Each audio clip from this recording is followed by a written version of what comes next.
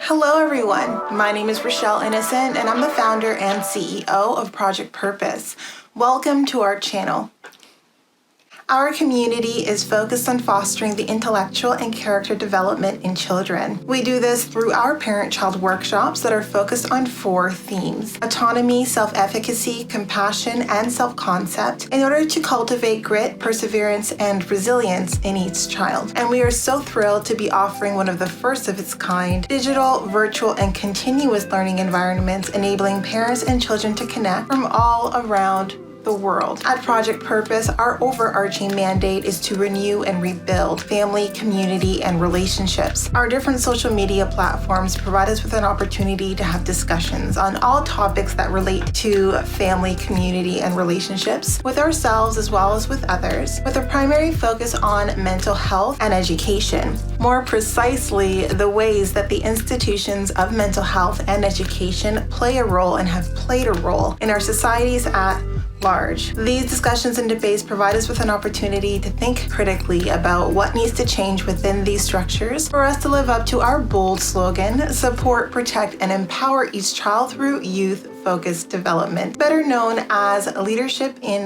juvenescence. We recognize that in valuing our children's leadership potential, this also translates as recreating and co-creating environments both socially and politically that will enable our children to thrive. For those of you who are particularly keen on the topic, we also write thought pieces, and we have one scheduled to drop this upcoming Sunday. So definitely be sure to meander over to our website and check out our online content. If it is the case that you are looking for a listening alternative, well, we're available on 10 different podcast platforms for your listening leisure, and we provided you with access to the links in the description down below. Now, as is the convention, be sure to subscribe, hit that post notification bell so that you are aware of every time we post.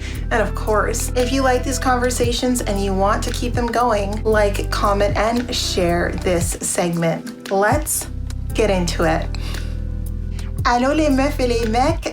Hello, ladies and gentlemen, and welcome back to another segment here on Project Purpose. For those of you who are new, we cover topics that relate to mental health, mental wellness, and education on a week-by-week basis. And this week, our topic of discussion is mental wellness. When we think about wellness, many of us think that, wellness means we're living these happy, vibrant, and joyful lives all the time. And truth be told, wellness is actually even the way that we decide to frame and look at those situations in our life that are a little bit more difficult. It's the way that we approach and frame struggle and the way that we approach some of the lows in life as well. Wellness is really about perspective, the way that we treat our interactions and actions with the world around us. So to summarize, wellness is really also about the way that we frame and we treat difficulty, struggle, and you guessed it, based on the description, pain. And pain is the topic of discussion for this week's conversation on wellness. You might be thinking, well, Rochelle, how can wellness and pain go together? Well, because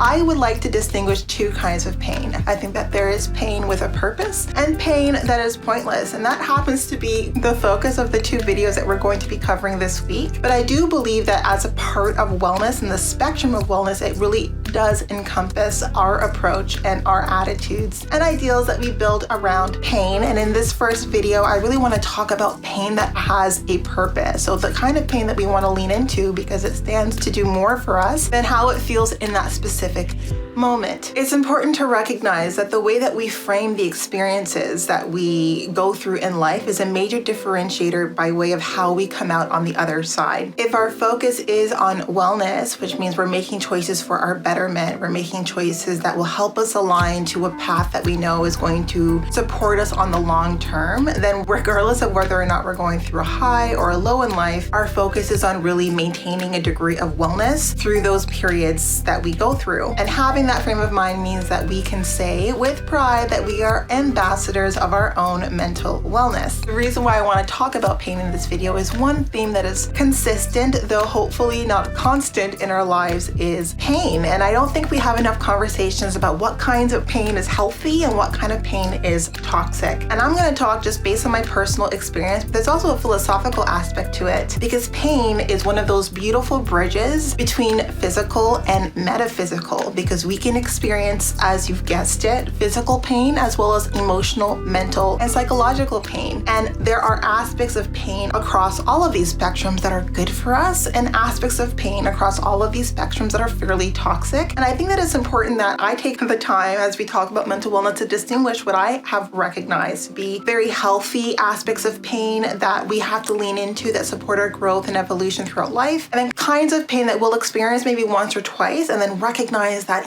it's toxic. It's not the kind of pain that we need to continuously expose ourselves to. And again, this is across the full spectrum. So mental, physical, emotional, spiritual pain, all of it comes together by way of the way that it supports or hurts our capacity to grow and tap into our potential. So let's get a little bit philosophical before I get into the healthy pain. So pain with a purpose. So one thing I love about pain in of itself, the philosophical conversations around pain, is, again, I mentioned that it is metaphysical. So for those of us who don't really recognize reality beyond our five percepts or our five sensory percepts, so some people don't recognize things to be real or in existence unless we experience them through our capacity of sight, sound, taste, touch, and what's the other one? Smell. And so what pain does is it falsifies that belief, right? Because pain is an experience that we can feel without having experienced physical pain. So if we're experiencing psychological pain, it's as acute, it's as painful as if whether or not we've experienced physical pain, and it's not a byproduct of a physical action or interaction with the world around us. So pain can be both physical and metaphysical. And if we go really deep and talk about chronic pain, so pain that is chronic in our body, but not a result necessarily of blunt force contact or something like that. All of that plays into this mystery that pain creates that tries to build a bridge between sort of the scientific realm and people who are very focused on realism, and also the metaphysical realm and people who recognize that there's a bit of a je ne sais quoi aspect to reality that can't be funneled or easily packaged within the realm of science. So that's just food for thought for you. So in this video, I just want to talk about the three kinds of pain that I believe are pain with a purpose, and let me just jump into them. The first one is pain that is a conditioning type of pain. And again, when we think about conditioning, this translates across the full spectrum that we experience pain. So we can be in the process of conditioning ourselves physically, and this is when we're trying to build muscles, if we have physical or fitness goals that we're trying to attain, if we're trying to change our diet. A lot of this encompasses certain degrees of discomfort, and discomfort to the extent that we could even call it pain. But when we're conditioning, that pain is molding us, is shaping us, and is shifting us towards a version of ourselves that we recognize is going to be a better version of ourselves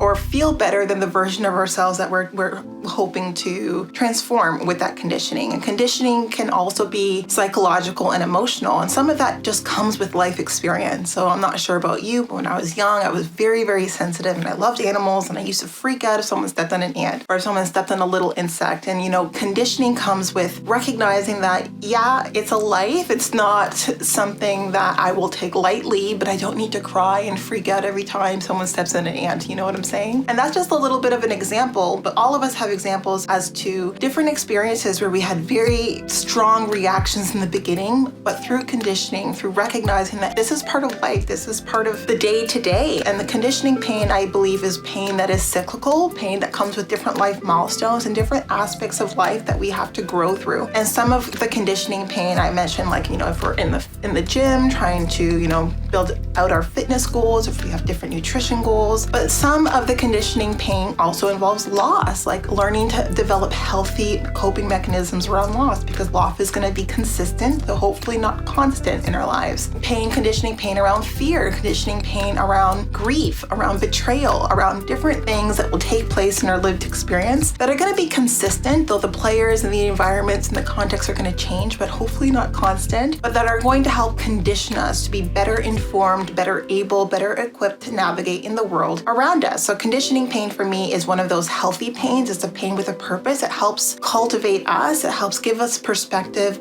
build a worldview that is more consistent with reality and helps us get a better sense of how we ourselves want to show up in the world around us. And now the second kind of pain that I want to talk about is developing. So this kind of pain happens typically when we're transitioning from novice to mastery, when we're transitioning from a beginner to an expert. And there's a pain that comes with this, right? So I talked a little bit in my first video about learning, about self-directed learning, how it's very important to own that process. But some of what happens when we're learning is there's resistance. And with that resistance comes discomfort, and discomfort to a certain extent translates as pain. And development can be painful. And I talked about quite a bit growth being a painful experience. Growth comes with trade-offs. It comes with sacrifices. It comes with risks attributed to it. But if it's for the purpose of developing, of becoming a better version of ourselves, of adapting, of cultivating more complex or enriched ideals or views or beliefs, of contributing to the complexity or to the depth of our thought, of our actions, of the way that we want to show up in our societies and our families, so on and so forth. And this kind of pain is so good for us, and not the kind of pain that I would shy away from. And I'm generally a very pain adverse person, but when it comes to development, so pain that coincides with me recognizing that I'm transitioning from one state of being to another, and typically